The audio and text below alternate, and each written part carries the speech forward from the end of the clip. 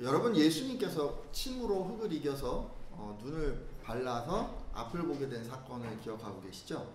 그 실로암 연못, 그 날 때부터 맹인됐던 그 한 사람이 있었습니다. 예수님께서는 땅에 침을 뱉어서 진흙을 이기시고 맹인의 눈에 이렇게 발라주시죠. 그리고 실로암 못에 가서 씻으라라고 말씀하셨습니다. 이에 그 맹인은 말씀에 순종하고 또 눈을 뜨고 보게 되는 이런 기적을 체험했습니다. 자, 여러분, 이 사실을 여러분 잘 알고 계신데 그때 당시에 이런 일을 경험한 이 사람 어떤 것을 느꼈을까요? 그리고 이 사람의 기적을 옆에서 보거나 들어서 알게 된 사람은 무엇을 깨달았을까요? 당시 유대인들은 모두 다 구약의 이사야서를 잘 알고 있었습니다. 이사야서 42장에는 하나님께서 보내실 구원자에 대한 예언의 말씀이 기록되어 있습니다. 네, 잠깐 읽어드릴게요. 내가 붙드는 종, 내가 붙드는 나의 종, 내 마음에 기뻐하는 자, 곧 내가 택한 사람을 보라. 내가 나의 영을 그에게 주었은즉 그가 이방에 정의를 베풀리라. 그는 외치지 아니하며 목소리를 높이지 아니하며 그 소리를 거리에 들리게 하지 아니하며 상한 갈대를 꺾지 아니하며 꺼져가는 등불을 끄지 아니하고 진실로 정의를 시행할 것이며 그는 쇠하지 아니하며 낙담하지 아니하고 세상에 정의를 세우기에 이르리니 섬들이 그 교훈을 앙망하리라 라는 이런 말씀입니다. 이게 이 모든 말씀이 그러니까 구원자, 예수님이 그러니까 하나님이 보내실 그 구원자에 대한 말씀인데 듣기만 해도 막 은혜가 되잖아요. 근데 이게 이제 끝이 아니고 이렇게 쭉 읽어가다 보면 42장 7절에 이런 말씀이 있습니다. 내가 눈먼 자들의 눈을 밝히며. 자, 여러분, 하나님께서 보내신 구원자가 어떤 일을 하게 될 것이다 라는 이제 얘기를 쭉 하면서 그 중에 맹인들의 눈을 그가 뜨게 할 것이다 라는 그런 예언의 말씀이 있습니다. 근데 이 말씀을 유대인들이 너무도 잘 알고 있는 거예요. 그래서 날 때부터 맹인이었던 이 사람이 눈을 뜨자 이 일을 행한 그 예수라는 사람이 하나님께서 보내신 선지자 또는 그가 구원자다라고 그렇게 생각을 했습니다. 물론 이 이사야서 말씀을 더 잘 알고 있는 바리새인과 또 다른 유대인 율법 선생들도 아마도 그렇게 생각했으리라 여겨집니다. 근데 문제는요, 바리새인을 비롯한 유대인 율법 선생들은 이것을 인정하지 않았다는 것입니다. 그리고요, 이것에서 끝난 게 아니라 예수가 행한 그 기적을 왜곡하고 행한 기적들을 없었던 것으로 막 무마하려고 했습니다. 그가 이런 기적을 행했기 때문에 예수는 분명히 하나님께서 보낸 분임에 틀림이 없는데 유대인들의 지도자였던 바리새인들과 율법 선생들은 자신들의 기득권과 그 사사로운 이익을 위해서 하나님께서 보내신 이 구원자 예수 그리스도를 끝까지 받아들이려고 하지 않았습니다. 근데 이제 눈을 뜬 사람이 계속 부득불 이렇게 자기가 만난 그 사람, 눈을 고쳐준 그 사람은 분명히 하나님 보내신 분임에 틀림이 없습니다. 이렇게 이제 주장을 하니까 결국 이 사람들이 유대인 사회에서 완전히 내쫓아 버리게 됩니다. 한마디로 이 바리새인들과 유대인 율법 선생들은요, 자기들의 어떤 욕심을 채우기 위해서 하나님께서 무엇을 원하시는지 분명히 알면서도 그 진리를 왜곡하고 다른 유대인조차 잘못된 길로 인도하고 있었던 것입니다. 자, 이에 예수님은요, 비유를 통해서 그들의 죄를 지적하시고 하나님께서 보내신 구원자는 나다라고 이렇게 가르쳐 주시는데요. 오늘은 이때 그 예수님께서 전하셨던 그 비유의 말씀을 좀 나누려고 합니다. 여러분, 목자와 양의 비유를 잘 알고 계시죠? 오늘 이제 나눌 그 비유인데요. 이 목자와 양의 그 관계, 이런 것들을 통해서 예수님께서 그 구원에 대한 교훈을 먼저 하십니다. 요한복음 10장 1절에서 2절까지 말씀인데요. 같이 한번 읽어주시겠어요? 내가 진실로, 시작. 내가 진실로 너희에게 이르노니 너를 통하여 양의 우리에 들어가지 아니하고 다른 데로 넘어가는 자는 저주며 강도요 문으로 들어가는 이는 양의 목자라. 아멘. 양들이 머무는 이 우리가 이렇게 있는 것 같아요, 그렇죠? 근데 그 우리에 이제 들어가는 문이 있고 근데 이제 그 문을 이제 목자는 들어가는데 다른 절도, 강도 이런 사람들은 이제 문으로 못 들어간다. 뭐 이런 얘기를 하고 계시죠. 근데 이 우리가요, 양들이 머무는 이 우리가 지금 여기서는 1, 2절에서는 하나님 나라로 지금 비유해서 말씀을 전하십니다. 1, 2절에서 예수님은 구원이라고 하는 주제를 말씀하고 계시기 때문에 여기서 양들이 들어가는 우리는 믿고 난 후에 우리가 체험하게 되는 하나님 나라를 의미합니다. 그러니까 1, 2절에서 이야기하는 이 양의 우리는요, 죽은 후에 우리가 가는 천국뿐만이 아니라 이 땅에서 하나님의 백성으로서 누리는 그 하나님 나라를 의미하는 것입니다. 그 당시 팔레스타인에, 뭐 지금도 그런 것 같아요. 양의 우리를 이 진흙으로 이렇게 담을 쳐서 만들거나 또는 뭐 거친 돌을 좀 이렇게 싸서 만들거나 뭐 가시덤불을 거기다 막 키우거나 이래서 이제 이 우리를 이렇게 치는데, 목자들은 아침이 되면 그 우리에서 양들을 내놓아서 방목을 하다가 밤이 되면은 다시 우리 속으로 몰아넣는 뭐 요렇게 이제 양을 쳤습니다. 근데 밤이 됐어요. 이제 으슥해져서 이제 양들이 그 양의 우리에 들어가려면 반드시 목자를 따라가야만 했습니다. 왜냐하면 그 문지기가요, 다른 사람을 위해서는 절대로 문을 열어주지 않았기 때문에 그렇습니다. 근데 이게 굉장히 중요하죠. 하나님 나라를 우리가 들어가려면 반드시 목자이신 예수 그리스도를 따라가야 한다는 거예요. 근데 문을 통하지 않고 담을 넘어서 들어가는 사람들이 있었죠. 양을 훔치려고 이제 이 사람들이 그랬는데, 예수님께서는 이런 사람들이 다 절도범이고 강도다라고 그렇게 말씀을 하십니다. 그러니까 이 비유를 이렇게 1, 2절에 말씀하신 것은 구원은 목자이신 예수님을 통해서 이루어지는 건데, 이 바리새인을 비롯해서 율법 선생들은 이것을 알면서도 예수님을 구원자로 인정하지 않고 악한 방법으로 구원받아야 하는 그 사람들을 훔쳐가고 있다고 말씀하신 것입니다. 근데 여러분, 이렇게 이제 하나님 나라에 대해서, 구원에 대해서 말씀을 하셨는데 사람들이 잘 알아듣지를 못하니까 예수님께서는 다시 새로운 비유로 이 구원을 설명해 주십니다.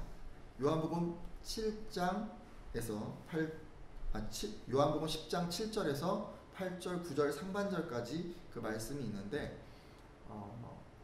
제가 읽겠습니다. 그러므로 예수께서 다시 이르시되 내가 진실로 진실로 너희에게 말하노니 나는 양의 문이라.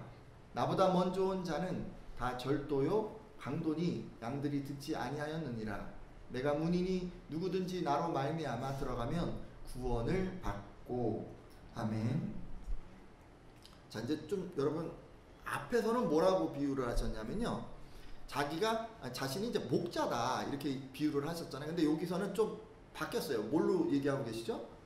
나는 양의 문이라. 그러니까 그 문 있잖아요. 그 우리에 들어가는 문, 이제 그걸로 이제 자신을 말씀을 하고 계세요. 그러니까 들어가려면 반드시 통과해야 되는 그 문을 자기라고 이제 이렇게 말씀을 하고 계시는 거예요. 그러니까 누구든지 예수님을 통과해서 들어가야만 구원을 받는다라고 이제 얘기하려고 하시다 보니까 이렇게 이제 비유하신 것 같습니다. 그러니까 요즘 말로 하자면 예수님을 하나님의 아들로 인정하고 그분을 구원자로 믿으면 하나님 나라를 들어가게 된다는 그런 말씀을 지금 이렇게 비유하고 계신 거예요. 근데 이 말씀을, 유사한 말씀을 그 이후에 12제자 중 하나인 도마에게도 하셨는데, 요한복음 14장 6절을 보면 예수님은 내가 곧 길이요 진리요 생명이니 나로 말미암지 않고는 아버지께로 올 자가 없느니라 라고 그렇게 말씀하셨습니다. 그렇죠. 예수님은 하나님 나라 곧 아버지께로 가는 길은 오직 예수님을 통해서만 가능하다고 그렇게 말씀하셨습니다. 또 뭐 이것 말고도요, 같은 맥락에서 사도행전 4장 12절을 보면 다른 이로서는 구원을 받을 수 없나니 천하 사람 중에 구원을 받을 만한 다른 이름을 우리에게 주신 일이 없음이라고 말씀하셨습니다. 이 말씀에 아멘이십니까? 따라서 지금 이 비유를 통해서 예수께서 말씀하려고 하는 것은 하나입니다. 예수님을 통해서만 구원이 있다, 다른 것은 다 헛것이다 라는 것을 말씀하고 계십니다. 그러니까 자칭 구원자라고 이야기하는 사람들은 모두 절도요 강도요 그리고 그저 양을 훔쳐가기 위해서 거짓을 말하는 것이라고 말씀해 주셨습니다. 근데요, 예수님만 지금 하나님 나라로 들어가는 그런 양의 문이 되신다, 이렇게 이제 말씀을 해주시고, 그 후에 예수님은 성도들이 자신을 통해서 이제 구원을 받고 나서 그 이후의 삶이 어떻게 되어야 하는지에 대해서도 말씀해 주셨습니다. 그러니까 구원만 받고 끝나는 게 아닌 거예요. 구원을 받고 그 이후에 어떻게 살아야 하는가, 성도들은 삶은 어떤 식으로 이루어지는가를 설명해 주시기 위해서 예수님은 자신을 양무리를 인도하는 목자로, 양들이 쉬는 우리를 구원받은 사람들의 모임인 교회 공동체로 그렇게 비유해서 다시 말씀을 해주셨어요. 요한복음 10장 3절에서 5절까지 말씀에 먼저 그것이 나와 있는데 한번 읽어 주시겠어요? 문지기는 그를 위하여. 여기서 문지기는 아마 하나님 아버지이신 것 같고, 그 다음에 여기서 목자는 예수 그리스도, 그죠? 양은 이제 우리를 뜻하는 것 같아요. 같이 한번 읽겠습니다. 문지기는 시작. 문지기는 그를 위하여 문을 열고 양은 그의 음성을 듣나니 그가 자기 양의 이름을 각각 불러 인도하여 다니니라. 자기 양을 다 내놓으되 앞서가면 양들이 그의 음성을 아므로 따라오되 타인의 음성을 알지 못하므로 타인을 따르지 아니하고 도리어 도망하니라. 아멘. 네, 여기서 이제 이렇게 쭉 말씀을 해주셨는데, 먼저 좀 보려고 하는 말씀은 이 앞부분입니다. 예수님은 구원 이후의 삶을 설명하기 위해서 지금 목자와 양의 비유를 드십니다. 양 우리를 지키는 문지기는 오직 목자를 위해서만 문을 열어준다라고 말씀하신 후에, 목자는 양의 이름을 각각 불러서 우리 밖으로 인도해 간다라고 그렇게 말씀하시죠. 이 당시 그 유대 이 나라에는요, 목축하는 사람들이 참 많았어요. 전문적으로 목축하는 사람들은 보통 한 200에서 300마리 정도를 기본적으로 목축을 했습니다.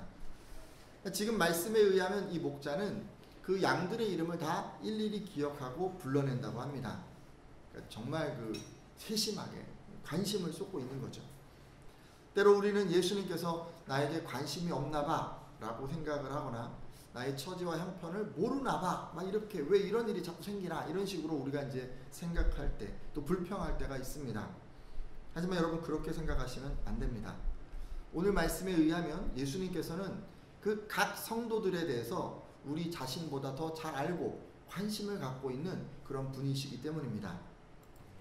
이렇게 이제 말씀을 이렇게 쭉 이렇게 하셨는데, 여기에 담겨 있는 의미를 잘 이해하지 못하니까 예수님은 또 설명해 주십니다. 이 설명이 요한복음 10장 9절 하반절에서 10절까지 나오는데요. 제가 읽겠습니다. 또는 들어가며 나오며 꼴을 얻으리라. 도둑이 오는 것은 도둑질하고 죽이고 멸망시키려는 것뿐이요, 내가 온 것은 양으로 생명을 얻게 하고 더 풍성히 얻게 하려는 것이라. 아멘. 자, 예수님이요, 이제 그분이 오신 목적을 지금 여기서 말씀해 주시는데, 양들로 생명을 얻게 하고 더 풍성히 얻게 하려고 오셨다라고 말씀을 하셨어요. 그 목적이 두 가지죠. 먼저 뭐죠? 생명이에요, 생명. 그죠? 이제 구원에 대한 이야기를 지금 생명으로 표현해서 이야기를 하신 것 같아요. 예수님은 사람들이 그분을 믿어서 생명을 얻게 하려고, 즉 구원을 얻게 하려고 오셨습니다. 이 얘기를 지금 제가 앞서 말씀드렸잖아요. 그러니까 이제 두 번째를 한번 볼까요? 두 번째는 뭐예요? 더 풍성히 얻게 하려고 오셨대요. 예수님은 양들이 더 풍성히 얻는 것을 원하십니다. 믿으십니까? 근데 여러분, 우리가요 좀 생각해 봐야 될 게 있어요. 풍성히 얻는 게 무엇인가 라는 것입니다. 일단 풍성히 얻는다는 것은 이 양들이요 배부르게 그 꼴을 먹는 것을 의미하는 것 같아요. 하지만 이것은 문자적으로 뭘 과하게 먹는 거 있잖아요. 과식하는 거, 뭐 이런 거 의미하는 것은 아닙니다. 오히려 이것은 영적으로 생명을 유지하고 더 자라기 위해서 이 공급받는 것을 의미합니다. 그러니까 이렇게 풍성히 얻는 것은, 그러니까 우리가 생명을 유지할 뿐만 아니라 영적으로 살아있을 뿐만 아니라 또 우리가 자라나는 데 필요한 것들을 이제 우리가 공급받는 거예요. 자, 그래서요, 그 한 성도님이 이제 간증을 올리셨던데 그 간증의 글을 좀 지금 이 시간에 나누면서 이 풍성이 얻는 게 뭘까 성도의 삶에서 진정한 의미가 뭘까 한번 좀 생각해 보려고 합니다. 한번 읽어주시겠어요? 할아버지가 도박으로 재산을 탕진한 후 고통에 시달린 할머니는 우리들을 괴롭혔다. 특히 며느리 핍박이 심해 어머니는 늘 우울했고 그 화풀이는 또 우리들을 향했다. 나중에는 아버지까지 수시로 분을 폭발하니 하루빨리 집을 탈출하고 싶은 마음밖에 없었다.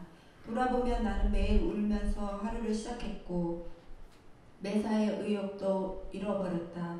게다가 못생긴 외모에 자신감을 상실했고 천식과 비염으로 잠자기조차 힘들었다. 그때 나는 공부만이 살 길이란 생각에 이를 악물며 공부했고 성적이 좋으니 모두가 좋아했다.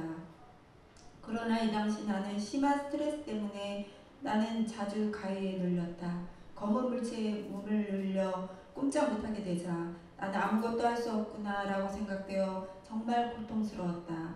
그런데 이때 참 신기하게도 절에 다니는 할머니가 교회에 가면 병을 고칠 수 있다며 교회에 가라고 했다.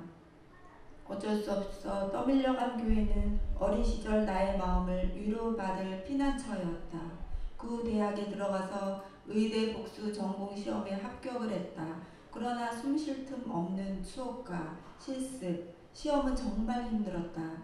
악착같이 공부했지만 어느새 외로움과 이유 없는 두려움이 엄습해왔고 증세는 날로 심해졌다. 힘들게 5년을 견뎌 마침내 의사가 됐지만 인턴과 레지던트 과정 또 전임의 과정을 거치면서 다시 마음에 염려가 찾아오고 자신감도 떨어졌다. 그러다 병원 동료를 통해 교회에 처음 갔다. 같은 병원 일을 하면서도 나와는 반대로 너무나 자유스럽고 기쁜 모습을 보고 교회에 가기로 결단한 것이다. 전도사님은 삼위일체 하나님 중에 한 분인 예수님이 이 땅에 사람으로 오셔서 부활하심으로 하나님이신 것을 알게 해주셨고 우리는 이 부활을 증거로 믿는다고 했다. 그리고 말씀과 함께 제자들의 순교 영상을 봤다. 아, 정말 예수님이 부활하셨구나. 제자들이 목숨을 건 것은 부활을 보았기 때문이구나. 나는 바로 굴복할 수밖에 없었다. 이렇게 말씀을 깨닫고 나서 나는 20년의 오랜 빈껍데기 신앙을 버리고 내가 주인 되었던 죄를 회개하고 예수님을 내 마음의 주인으로 영접했다.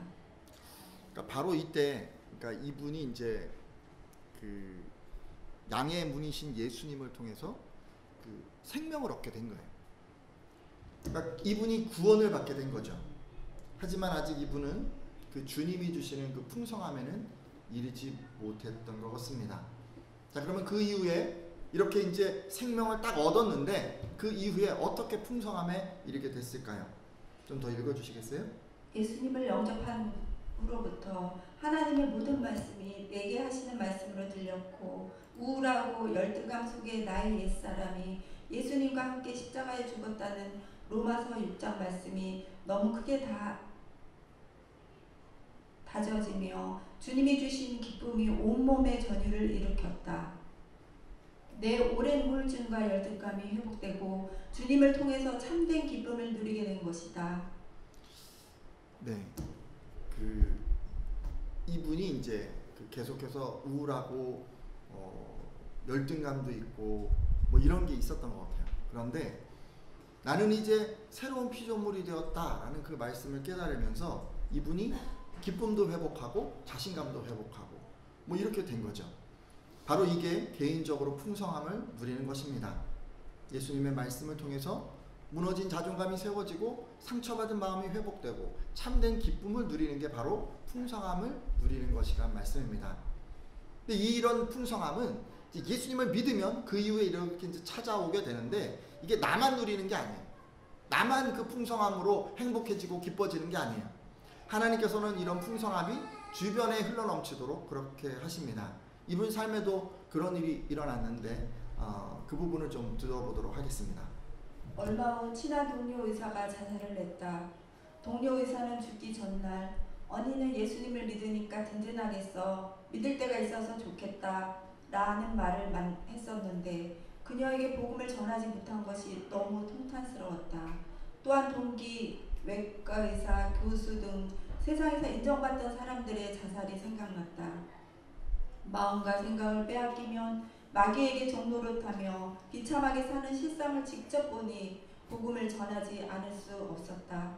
그래서 그 후로 나는 회진을 돌 때도 꼭 기도했고 중환자실의 환자에게 복음을 전해 예수님을 영접하는 놀라운 일도 일어났다.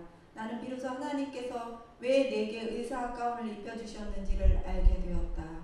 나는 이런 영혼에 대한 사랑 때문에 친절 의사로 뽑혀 병원장 포청도 받았다. 집에서도 놀라운 일이 일어났다. 여동생, 어머니 그리고 나를 핍박하던 아버지도 예수님께로 돌아왔다.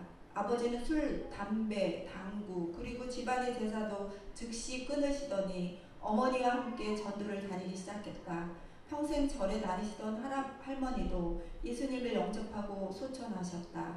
외할머니, 외할아버지, 불교를 신봉하던 외숙모도 지금은 작은 교회 예배를 드리고 있다. 그 후로도 하나님의 인도하심은 정말 놀라웠다. 우리 집 근처 여자대학 축구부 아이들과 매주 예배를 드리게 해주셨고 그들은 다시 매주 선수들을 전도해 데리고 온다. 폐암 말기의 환자에게 복음을 전했는데 그날 자살하려던 생각을 접고 예수님을 주인으로 믿고 소천하는 극적인 일도 있었다. 이분처럼요. 그러니까 풍성해지면 어떻게 되냐면 제일 먼저 일어나는 게 내가 여기 왜 있는지를 알게 돼요. 하나님이 왜 이곳에 나를 부르셨는지를 깨닫게 돼요. 그리고 내 안에 있는 풍성함이 다른 사람에게 이렇게 전해지게 될 때 풍성함은 다른 사람에게 생명의 형태로 전해지게 되고 또 다른 풍성함으로 열매 맺게 됩니다. 이분이 이제 자기네 삶에서 일어난 이런 풍성함을 이제 감사함으로 그를 맺고 있는데 어떻게 감사하는지 마지막으로 한번 들어보겠습니다. 돌아보면 매일 감사의 눈물만 나온다. 하늘에 나는 새도 하나님이 허락하지 않으면 떨어지지 않듯이 죽고 사는 것, 병의 치유도 하나님 손에 달려있다. 오늘도 나는 육체의 질병과 영혼의 구원하기 위해서 사랑의 청진기를 가슴에 댄다. 그렇죠, 여러분. 풍성함을 체험하면요, 자기에게 주어진 삶의 의미를 깨닫게 되고 그리고 삶의 자리에서 하나님의 사람으로 살면서 이렇게 기쁨과 감사를 누리게 됩니다. 저는 오늘 함께한 예배자들도 모두 이분처럼 세상 속 삶의 자리에서 풍성함을 누리시기를 바랍니다. 개인적으로 마음속에 자리 잡고 있었던 상처와 열등감이 주님 안에서 회복되기를 바랍니다. 주님께서 왜 지금 이곳에 여러분을 부르셨는지를 알게 되기를 바랍니다. 그래서 주변 사람에게까지 예수님 안에 있는 생명과 풍성함을 전하는 분들이 되시기를 부탁드립니다. 자, 그러면요, 이제 어떻게 하면 우리가 풍성함을 누릴 수 있을까요? 이분처럼 될 수 있을까요? 분명히 한 가지 분명한 건 풍성함은 우리 안에서 누린 게 아니라 꼴을 우리 안에서 이게 얻은 게 아니에요. 예수님을 쫓아서 나가서 밖에서 꼴을 얻으면서 풍성함을 누린 거예요. 세상에서 누린 거예요. 세상에서. 여러분, 풍성한 삶을 누리려면 우리에서 이제 나가야 되는데 그냥 나가는 게 아니고 예수님이 이름을 딱 불러주셔야 나가는 거예요. 믿으십니까? 오늘 말씀에 의하면 예수님은요, 우리에 있는 양들의 이름을 먼저 불러주셨어요. 이런 일들이 여러분의 삶에도 일어나야 합니다. 그래야 여러분들도 우리 밖의 세상에서 꼴을 얻을 수 있습니다. 이름이 불려지는 건 다른 게 아니에요. 우리 안에 구원의 확신을 갖는 게 가장 기본적인 거예요. 무엇보다 여러분, 예수님을 믿음으로 구원을 확신하도록 하십시오. 말씀 가운데 구원을 확신하는 분들마다 예수님께서 이름을 불러주시리라 믿습니다. 근데 유의할 게 있어요. 각 개인마다 그 이름을 불러주시는 방법이 또 시기가 좀 다를 수 있다는 것입니다. 어떤 사람에게는 세상에서 이루고자 하는 비전의 형태로, 어떤 사람에게는 세상에서 감당해야 할 고난의 형태로, 어떤 사람에게는 세상에서 극복해야 할 문제의 형태로 불러주십니다. 예수님께서 어떤 형태로 여러분의 이름을 불러주시든 여러분은 세상 가운데서 내가 왜 이 자리에 있는가를 깨닫게 될 것입니다. 왜 지금 이곳에 나를 부르셨는가를 알게 된다는 그런 말씀입니다. 그것이 이름을 불러주심의 의미입니다. 자, 그리고요, 두 번째 어떤 게 있어야 되냐면, 그 다음에는 말씀을 보니까 뒤를 따라가야 한다고 그래요. 요한복음 10장 3절 4절, 아까 우리가 말씀을 읽었는데 다시 한번 보도록 하겠습니다. 제가 읽겠습니다. 문지기는 그를 위하여 문을 열고 양은 그의 음성을 듣나니 그가 자기 양의 이름을 각각 불러 인도하여 내느니라. 자기 양을 다 내놓은 후에 앞서가면 양들이 그의 음성을 아는 고로 따라오되. 아멘. 다 이제 이름을 부르면요, 이제 우리 밖으로 나오는 거예요. 그리고 나서 목자이신 그 예수님이 앞서 가십니다. 그리고 양들은 그 뒤를 그냥 쫓아가는 거예요.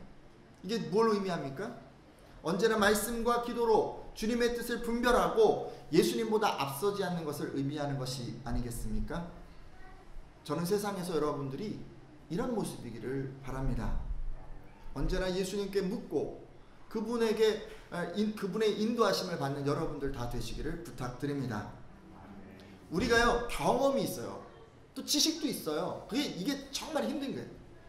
우리가 많이 살면, 우리가 많이 공부하면 이게 더 힘들어요.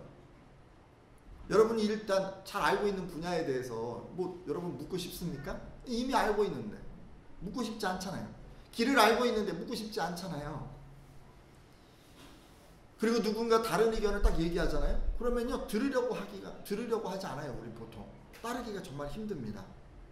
근데요, 여러분, 우리가 꼭 기억해야 할 것이 있어요. 세상 가운데 우리가 나아갈 때 우리는요, 어떤 자세로 목자를 바라봐야 되냐면, 나는 아무것도 모른다. 나는 아무것도 모른다. 나는 정말 무지하다. 나는 예수님이 인도하시고 말씀하시는 것, 그것만 듣고 따라가야 한다. 이렇게 생각하셔야 돼요. 양들의 자세인 거예요. 목자이신 예수님께서 쉴만한 물가와 푸른 초장으로 인도하길 바라시면요, 여러분 삶에서 가장 잘 알고 가장 자신 있는 그 분야에서도 예수님께 물으셔야 돼요. 그 방향을 제시 받으셔야 돼요. 그 어떻게 방향을 제시하더라도 내가 순종하겠다라고 그 마음을 딱 잡고 그냥 말씀하시면 그냥 갑니다라고 생각하고 그냥 계속 귀를 예수님께로 열어놓으실 필요가 있습니다. 그래요, 여러분. 나오시잖아요. 우리 이제 나왔어요. 나왔는데 세상에 지금 여러분 나가셨어요. 세상에 나가셔서 어디에 꼴이 있는지 우리는 알 수가 없어요. 근데 예수님은 알고 계세요. 세상에 나가서 우리가 풍성히 얻는 것을 어디서 얻어야 하는지 예수님이 알고 계세요. 우리가 따라가야 하는 거야. 따라가요. 우리가 그냥 알아서 막 여기저기 가봤자 푸른 초장 쉴만한 물가 발견할 수 없습니다. 풍성한 삶 절대로 얻을 수가 없어요. 그리고 또 한 가지 더 있는데요, 여러분, 풍성한 삶을 누리려면 목자의 음성만 들어야 합니다. 우리가 세상 속에서 예수님의 인도를 받을 때 주의해야 할 것이 있습니다. 다른 사람 얘기는 듣지 말아야 한다는 것입니다. 오직 예수님의 음성에만 귀를 기울여야 한다는 것이죠. 요한복음 10장 4절과 5절에 그 말씀이 있는데 제가 읽겠습니다. 자기 양을 다 내놓은 후에 앞서가면 양들이 그의 음성을 아는 고로 따라오되 타인의 음성은 알지 못하는 고로 타인을 따르지 아니하고 도리어 도망하느니라. 아멘. 자, 여러분, 우리가 이제 아까는 따라가는 게 중요하다고 그랬잖아요. 근데 한 가지 좀 더 말씀을 하셨어요. 예수님의 음성은 듣고 따르는데 다른 사람의 음성이 들려올 때는 어떻게 해야 한다고요? 뭐라고 했어요? 도망이라고 해요. 도망. 여러분, 이게 왜 도망이라고 했을까요? 도망하다라고 쓰인 이 헬라어 단어 휴고에는요, 도망하다라는 뜻 외에도 피하다, 삼가하다라는 뜻이 더 있는데 굳이 피하다라고 쓸 수도 있고 삼가하다라고 쓸 수도 있는데 그런 표현을 쓰지 않고 도망하다라는 이 표현으로 번역을 했어요. 왜 그랬냐면, 여러분, 세상 속에서 목자이신 예수님의 음성을 듣지 않고 다른 사람의 음성을 듣고 이렇게 다른 길로 가는 게 이게 지극히 위험하기 때문에 긴박감과 위험을 표현하기 위해서 도망하라고 번역했다고 생각이 됩니다. 실제로 이 단어가 언제 쓰였냐면요, 여러분 그 기억하십니까? 요셉이 마리아와 아기 예수를 데리고, 아기 예수 이제 처음에 낳는데 막 죽이려고 하니까 애굽으로 피신하라 라는 그런 명령을 받았잖아요. 그때 도망한 이 단어가 쓰였어요. 죽음을 피해서 도망하는. 그리고 여러분 마지막 때가 이르면 이런 일이 있으리라고 이제 막 가르쳐 주시면서 예루살렘이 이제 위기에 처하게 되고 적들이 오게 되고 뭐 이런 상황인데, 유대에 있는 성도들은 산으로 도망해라 라고 할 때 그 도망해라, 그때도 이 단어를 썼어요. 어떤 상황이에요? 죽는 상황이에요. 죽는 상황. 죽는 상황에서 살기 위해서 피하는 그런 때 쓰이는 그 단어를 지금 이때 쓴 거예요. 따라서 여러분 타인을 따르지 말고 지금 도리어 도망하느니라, 이 도망한다는 이 말씀은 세상 속에 우리가 이제 일단 나갔어요. 우리 밖으로 우리가 나갔어요. 거기서 지금 예수님의 인도를 받으면서 지금 어딘가 가고 있는데, 누군가 다른 사람이 길을 제시하면 그것을 자신을 지금 위험에 빠뜨리는 거라고 여기고 적극적으로 피하라는 의미임을 알 수가 있습니다. 어떤 상황인 거냐면요, 성경에 이런 상황이 있잖아요. 선악과 앞에서 하와가 사단의 꼬임을 받는 그런 상황. 지금 그 얘기를 듣고 그쪽으로 가면 어떻게 되는 거예요? 이제 죽는 거예요. 그런 상황처럼 여기고 그런 위험한 상황이라고 생각하고 그렇게 피하라는, 그렇게 도망하라는 그런 의미로 보여집니다.